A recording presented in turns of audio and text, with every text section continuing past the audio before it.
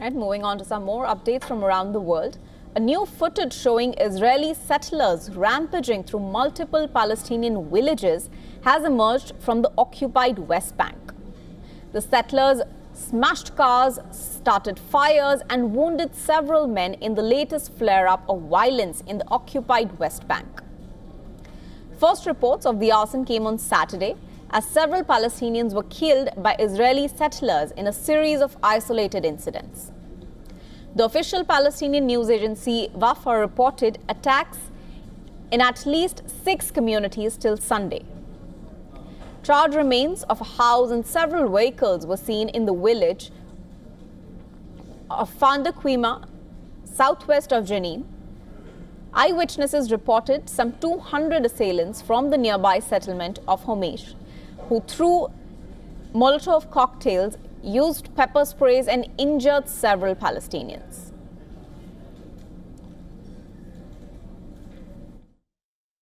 We all deserve a path to the future, no matter which party we voted for, no matter which God we pray to. We all deserve a better future. I say it here and now that we will, in the next mandate, do everything we can so that the future will be better for all the citizens. The local Red Crescent said that 10 people had been wounded by settlers in a separate attack in the village of Deir al-Hatab during the day. This included 1 bullet injury and 6 from physical assaults. In the village of Jalud, a medical center had been torched and Hebrew graffiti was smeared on the mosque. The graffiti read, "Revenge Yehuda," apparently referring to the death of Yehuda Sherman, who was killed yesterday in a collision between Palestinian and an Israeli vehicle in the Jenin area.